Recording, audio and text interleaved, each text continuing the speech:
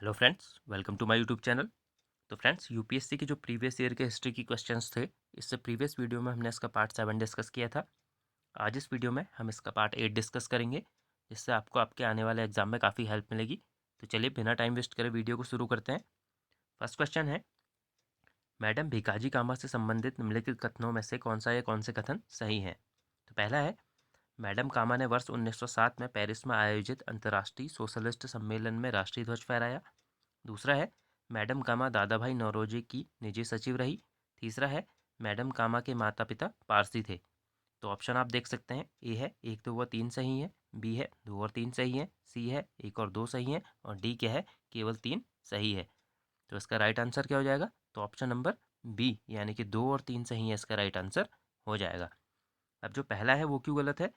क्योंकि मैडम भिकाजी कामा ने 22 अगस्त 1907 को जर्मनी के स्टुटगार्ट में आयोजित अंतर्राष्ट्रीय सोशलिस्ट सम्मेलन में भारतीय स्वाधीनता का झंडा सर्वप्रथम फहराया था।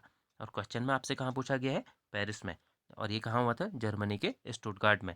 और एक और फैक्ट याद रखिएगा मैडम भिकाजी कामा से, कि इन्हें भारतीय क्रांति की माँ भी इन्हें कहा जाता है। नेक्स्ट क्वेश्चन देखते हैं, क्वेश्चन नंबर 2। निम्न में से कौन फेबियन आंदोलन का प्रस्तावक था? तो ऑप्शन आपको दिए हैं, ए है एनी बेसेंट, बी है एओ ह्यूम, सी है माइकल मधुसूदन दत्त, और डी क्या है, आर पाम दत्त। तो इसका राइट आंसर क्या हो जाएगा? तो ऑप्शन नंबर ए, यानी कि एनी बेसेंट जो क्या है, फेबियन आंदोलन की प्रस्तावक थी। नेक्स्ट क्वेश्चन देखते हैं, question number 3। Madam Bhikaji Cama, M Barkatullah, V S Iyer और एम एन रॉय में क्या बात समान थी? तो क्या बात समान थी आपको बताना है। पहला ऑप्शन है, सभी अंतर्राष्ट्रीय साम्यवादी आंदोलन के अग्रणी सदस्य थे। बी है, क्रांतिकारियों के एक दल ने काबुल में स्वतंत्र भारत की जो अस्थायी सरकार बनाई थी, उसमें एम बरकतुल्ला प्रधानमंत्री और शेष सभी क्या मंत्री थे। सी आपको दिया है, वे सभी प्रमुख क्रांतिकारी थे और स्वतंत्रता आंदोलन की अवधि में भारत के बाहर विविध देशों में काम कर रहे थे। डी है, वे सभी लॉर्ड डलहौजी पर फेंके जाने वाले बम के मामले में अभियुक्त थे। तो इसका राइट आंसर क्या हो जाएगा? तो ऑप्शन नंबर सी, यानी कि ये सभी क्या थे, प्रमुख क्रांतिकारी थे और स्वतंत्रता आंदोलन की अवधि में भारत के बाहर विविध देशों में यह क्या काम कर रहे थे। नेक्स्ट क्वेश्चन देखते हैं, क्वेश्चन नंबर 4। कामागाटो मारू डैश। तो आपको बताना है कामागाटा मारू क्या है। तो ए आपको दिया है, एक राजनीतिक दल जो ताइवान आधारित था। बी है, चीन का एक किसान साम्यवादी नेता था। सी है, कनाडा की यात्रा पर निकला एक जलपोत था। और डी क्या है, चीन का गांव जहां माओ त्से तुंग ने अपना लॉन्ग मार्च आरंभ किया। तो इसका राइट आंसर क्या हो जाएगा? तो ऑप्शन नंबर सी, यानी कि कनाडा की यात्रा पर निकला एक जलपोत था कामागाटा मारू। अब हम कामागाटा मारू के बारे में कुछ और इंपॉर्टेंट फैक्टरों को देखते हैं, कि कामागाटा मारू क्या था, एक जापानी समुद्री जहाज़ था जो 1914 में, यानी कि प्रथम विश्व युद्ध के दौरान पंजाब के 376 यात्रियों को लेकर कहाँ, हांगकांग से कनाडा के लिए रवाना हुआ, जिसे गुरदीप सिंह के नेतृत्व में ले जाया जा रहा था। लेकिन प्रथम विश्व युद्ध चल रहा था, तो उस समय क्या था कि कनाडा में एशियाई मूल के प्रवासियों से संबंधित कड़े कानूनों के कारण उन्हें कनाडा में प्रवेश करने की अनुमति नहीं दी गई। और जब ये जहाज़ क्या है वापस कलकत्ता पहुंचा, तो इन्होंने क्या करा, जो यहाँ के यात्री थे और जो पुलिस थी, इनके बीच क्या हो गई, झड़प हो गई। और इस झड़प में ही क्या है, 18 पुलिस वाले मारे गए थे। तो यही क्या था, कामागाटा मारू प्रकरण। तो इसे याद रखिएगा। नेक्स्ट क्वेश्चन देखते हैं, क्वेश्चन नंबर 5।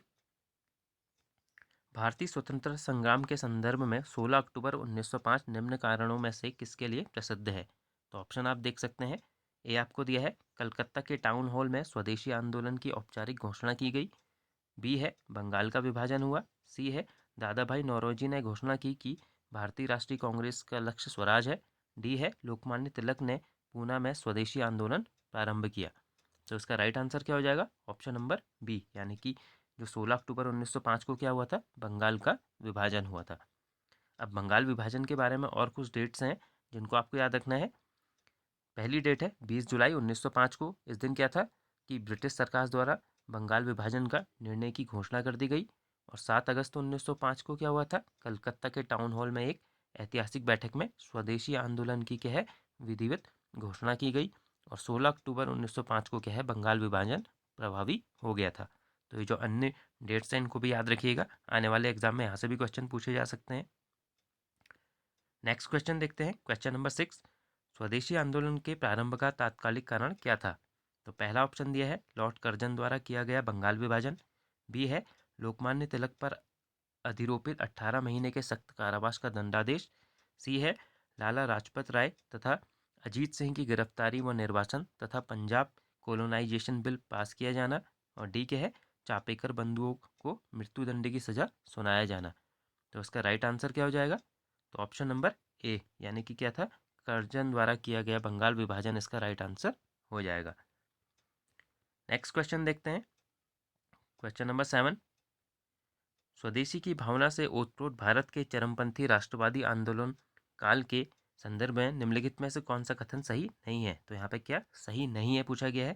पहला है लियाकत हुसैन के 12 साल में मुस्लिम किसानों के आंदोलन में उनका नेतृत्व किया, बी है 1889 में राष्ट्रीय शिक्षा की योजना सतीश चंद्र मुखर्जी द्वारा तैयार की गई, तीसरा है सी बंगाल नेशनल कॉलेज की स्थापना 1906 ईस्वी में हुई जिसके प्रधानाचार्य अरविंद घोष थे, डी है टैगोर ने आत्मशक्ति की उपासना का उपदेश दिया जिसका मुख्य उद्देश्य गांवों का सामाजिक और आर्थिक पुनरुद्धार करना था। तो इसका राइट आंसर क्या हो जाएगा, यानी कि क्या सही नहीं है यहाँ पे? तो ऑप्शन नंबर ए सही नहीं है, यानी कि जो लियाकत हुसैन ने क्या है 12 साल में मुस्लिम किसानों के आंदोलन का नेतृत्व किया, ये गलत है। क्योंकि जो 12 साल में मुस्लिम किसानों का नेतृत्व किया था, ये किसने किया था? अश्विनी कुमार दत्त ने किया था। तो याद रखिएगा इसे, और बाकी 3 यहाँ पे सही है। नेक्स्ट क्वेश्चन देखते हैं, क्वेश्चन नंबर 8। वर्ष 1907 में सूरत में भारतीय राष्ट्रीय कांग्रेस के विभाजन का प्रमुख कारण क्या था? तो पहला है लॉर्ड मिंटो द्वारा भारतीय राजनीतिक में सांप्रदायिकता का प्रवेश कराना, बी है अंग्रेजी सरकार के साथ नरमपंथियों की वार्ता करने की क्षमता के बारे में चरमपंथियों में विश्वास का अभाव, सी के है मुस्लिम लीग की स्थापना, और डी के है भारतीय राष्ट्रीय कांग्रेस का अध्यक्ष निर्वाचित हो सकने में अरविंद घोष की असमर्थता। तो इसका राइट आंसर क्या हो जाएगा? तो ऑप्शन नंबर बी, यानी कि अंग्रेजी सरकार के साथ नरमपंथियों की वार्ता करने की क्षमता के बारे में चरमपंथियों में विश्वास का अभाव। यानी कि आप जानते हैं जो नरमपंथी थे वो क्या थे? अपनी मांगें मनवाने के लिए शांतिपूर्ण जो हड़ताल करना और इंग्लैंड में अपना शिष्टमंडल भेजना, यानी कि शांतिपूर्ण तरीके से कार्य करने में विश्वास करते थे। और जो गर्मपंथी थे वो जो इस रणनीति से थे नरमपंथियों की, उसका विरोध करते थे। तो यही क्या था 1907 में जो भारतीय राष्ट्रीय कांग्रेस के विभाजन का मुख्य कारण बना। नेक्स्ट क्वेश्चन देखते हैं, क्वेश्चन नंबर 9। सन 1908 में अखिल भारतीय मुस्लिम लीग की एक लंदन शाखा की स्थापना हुई, तो किसकी अध्यक्षता में हुई थी ये बताना है। आगा खां की अध्यक्षता में, बी है अमीर अली की अध्यक्षता में, सी है लियाकत अली खान की अध्यक्षता में, और डी के है M.A. जिन्ना की अध्यक्षता में। तो इसका राइट आंसर क्या हो जाएगा? ऑप्शन नंबर बी, यानी कि जो मुस्लिम लीग की एक लंदन में शाखा की स्थापना किसकी अध्यक्षता में हुई थी? अमीर अली की अध्यक्षता में ये स्थापना हुई थी। नेक्स्ट क्वेश्चन देखते हैं, क्वेश्चन नंबर 10। महात्मा गांधी के राजनीतिक जीवन की निम्नलिखित घटनाओं का कालक्रम क्या है? यानी कि आपको इन्हें सही क्रम में व्यवस्थित करना है। पहला है चंपारण, दूसरा है अहमदाबाद मिल हड़ताल, सी है खेड़ा, और डी के है असहयोग आंदोलन। ऑप्शन आप देख सकते हैं, ए है 2-4-3-1, बी है 1-2-3-4, सी है 4-3-2-1, और डी के है 3-4-2-1। तो इसका राइट आंसर क्या हो जाएगा? तो ऑप्शन नंबर बी, यानी कि 1-2-3-4 इसका राइट आंसर हो जाएगा। जो चंपारण सत्याग्रह कब हुआ था? 1917 में। और जो अहमदाबाद मिल हड़ताल है ये फरवरी मार्च 1918 में। और जो खेड़ा आंदोलन है कब हुआ था? 22 मार्च 1918 को। और जो असहयोग आंदोलन था ये कब था? 1920 से 1922 के बीच में। नेक्स्ट क्वेश्चन देखते हैं, क्वेश्चन नंबर 11। महात्मा गांधी ने कहा था कि उनकी कुछ सबसे गहन धारणाएं अनटू द लास्ट नामक पुस्तक में प्रतिबिंबित होती हैं। इस पुस्तक ने उनके जीवन को बदल डाला। इस पुस्तक का वह संदेश क्या था जिसमें महात्मा गांधी को बदल डाला? तो आपको बताना है कि कौन सा संदेश था वो। तो पहला है सुशिक्षित व्यक्ति का यह नैतिक दायित्व है कि वह शोषित तथा निर्धनों का उत्थान करे। बी है व्यक्ति का कल्याण सबके कल्याण में निहित है। सी है उच्च जीवन के लिए ब्रह्मचर्य तथा आध्यात्मिक चिंतन अनिवार्य है। और डी के है ए बी और सी जो तीनों हैं ये तीनों सही हैं। तो इसका राइट आंसर क्या हो जाएगा? तो ऑप्शन नंबर बी, यानी कि व्यक्ति का कल्याण सबके कल्याण में निहित है, इसका राइट आंसर हो जाएगा। नेक्स्ट क्वेश्चन देखते हैं, क्वेश्चन नंबर 12, गांधी जी ने निम्नलिखित अनुयायियों में से कौन पेशे से एक शिक्षक था? तो आपको बताना है कि गांधी जी के अनुयायियों में से कौन सा एक शिक्षक था। पहला है ए एन सिन्हा, बी है ब्रजकिशोर प्रसाद, सी है जेबी कृपलानी और डी के है राजेंद्र प्रसाद। तो इसका राइट आंसर क्या हो जाएगा? तो ऑप्शन नंबर सी यानी कि जेबी कृपलानी इसका राइट आंसर हो जाएगा। अब यहाँ पे ध्यान दीजिएगा कि जो राजेंद्र प्रसाद थे वो भी कुछ समय के लिए क्या थे, शिक्षक रहे थे, लेकिन ये पूर्ण रूप से शिक्षक नहीं थे। इनका और जो मेन पेशा था क्या, वो तो क्या था, ये वकील थे। तो यहाँ पे जो पूर्ण रूप से शिक्षक थे वो जेबी कृपलानी थे। तो इसका राइट आंसर क्या हो जाएगा? जेबी कृपलानी। नेक्स्ट क्वेश्चन देखते हैं। क्वेश्चन नंबर 13, भारतीय कपड़ा व्यापारी, बैंकर, कांग्रेसी तथा महात्मा गांधी का निकट सहयोगी है। यह उपयुक्त विवरण है। तो आपको बताना है यह उपयुक्त विवरण किस व्यक्ति का है, जो भारतीय कपड़ा व्यापारी भी थे, बैंकर थे, कांग्रेसी थे और महात्मा गांधी के निकट सहयोगी थे। तो ए है जीडी बिड़ला, बी है एमआर जयकर, सी है जमनालाल बजाज और डी के है बीएस श्रीनिवास शास्त्री। तो इसका राइट आंसर क्या हो जाएगा? तो ऑप्शन नंबर सी यानी कि जमनालाल बजाज इसका राइट आंसर हो जाएगा। और जमनालाल बजाज क्या है, कुछ समय के लिए क्या है, कांग्रेस के जो कोषाध्यक्ष के पद पर भी ये रहे थे। नेक्स्ट क्वेश्चन देखते हैं। क्वेश्चन नंबर 14, भारत की स्वाधीनता के समय महात्मा गांधी ए है कांग्रेस कार्यकारिणी समिति के सदस्य थे, बी है कांग्रेस के सदस्य नहीं थे, सी है कांग्रेस के अध्यक्ष थे और डी क्या है, कांग्रेस के महासचिव थे। तो इसका राइट आंसर क्या हो जाएगा? तो ऑप्शन नंबर बी यानी कि गांधी जी के है कांग्रेस के सदस्य नहीं थे। और इन्होंने कब कांग्रेस की सदस्यता छोड़ी थी? तो 1934 ईस्वी में इन्होंने कांग्रेस की सदस्यता छोड़ दी थी।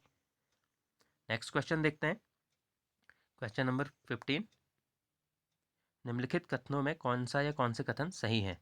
पहला है डॉक्टर राजेंद्र प्रसाद ने महात्मा गांधी को चंपारण आने तथा कृषकों की समस्या की जांच करने के लिए राजी किया। दूसरा है चंपारण जांच में आचार्य जेबी कृपलानी महात्मा गांधी के सहयोगियों में से एक थे। तो ऑप्शन आपको क्या दिए हैं? केवल एक सही है, केवल दो सही है, सी है एक और दो दोनों सही है और डी क्या है, ना तो एक ना तो दो। तो इसका राइट आंसर क्या हो जाएगा? ऑप्शन नंबर बी यानी कि केवल दो सही है। क्योंकि जो महात्मा गांधी को चंपारण कृषकों की समस्या के बारे में बताया था वो किसने बताया था? तो पंडित राजकुमार शुक्ल ने बताया था। तो फ्रेंड्स, आज हमने जो यूपीएससी के प्रीवियस ईयर की पॉलिटी के इंपॉर्टेंट हिस्ट्री के इंपॉर्टेंट क्वेश्चन थे उनको डिस्कस किया। मिलते हैं हम नेक्स्ट वीडियो में। Thank you friends.